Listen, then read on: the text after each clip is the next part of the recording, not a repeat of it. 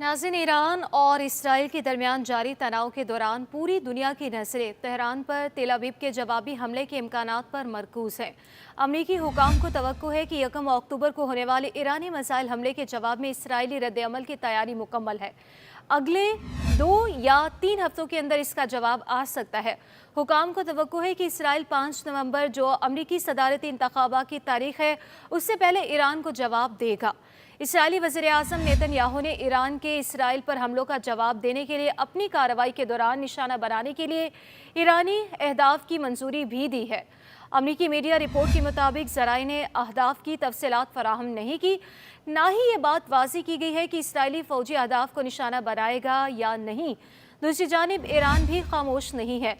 Israel और अमरीका की जानिब से आंखें दिखाने के बाद ईरान ने भी ताबड़तोड़ जवाब देने शुरू कर दिए हैं। पासदाराने इनकलाब के साबिक सेक्रेटरी इब्राहिम रुस्तमी ने दावा किया है कि ईरान के पास एटमी हथियारों से भी ज़्यादा ताकतवर हथियार मौजूद है। इसराइल ने हमला किया तो उसको ऐसा जवाब मिलेगा जिसका उसने सोचा भी नहीं होगा। साबिक इसराइली वज़ीर-ए-आज़म ने पिछले हफ्ते कहा था कि ईरान की न्यूक्लियर तनसीबात पर हमले के लिए मशरिक़ वुस्ता में तारीख़ी सूरत हाल आ चुकी है, जिसके बाद ईरानी पार्लियामेंट के 39 अरकान ने सुप्रीम नेशनल सिक्योरिटी काउंसिल से मुतालबा किया था कि यहूदी रियासत की धमकियों के तनासुर में न्यूक्लियर हथियारों की तैयारी की इजाज़त दी जाए। ईरान की defence doctrine supreme leader ayatollah Ali खामनई के फतवा के तहत है, जिसके तहत न्यूक्लियर हथियारों की तैयारी मुमानियत है। दूसरी जानिब ईरानी वज़ीर दिफा जनरल अजीज नसीरजादा और अमेरिका की जानिब से मकबूजा सरजमीनों में थार्ड फ़ज़ाई दिफाई सिस्टम नस्ब किए जाने पर कहना था कि थार्ड एक एंटी बैलिस्टिक मिसाइल सिस्टम है जो नया भी नहीं और पहले भी मकबूजा सरजमीनों में नस्ब रहा है।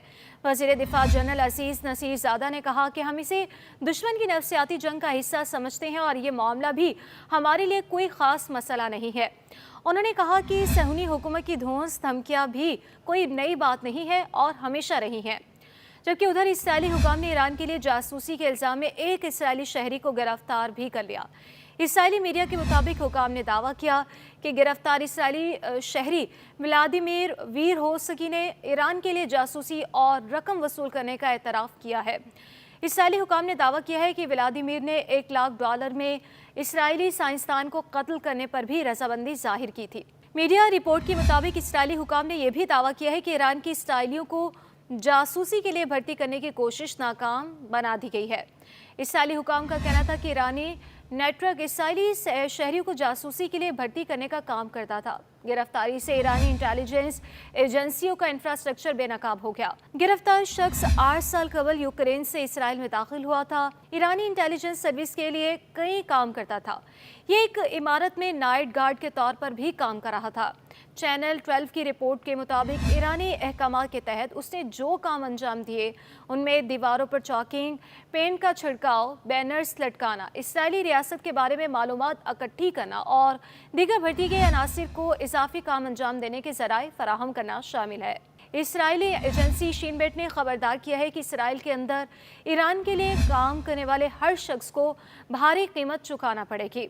शीन बेट ने 2 रोज़ कबल ऐलान किया था कि इसने वज़ीर दिफा और वज़ीर-ए-आज़म नेतन्याहू समेत इसराइली अहलकारों को कत्ल करने की ईरानी कोशिश को नाकाम बना दिया है।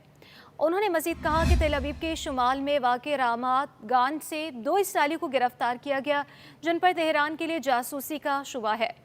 पिछले महीने उसने सितंबर 2023 में साबिक वज़ीर दिफा और चीफ ऑफ स्टाफ मोशे यालोन को कत्ल करने की कोशिश को नाकाम बनाने का भी इंकशाफ किया था।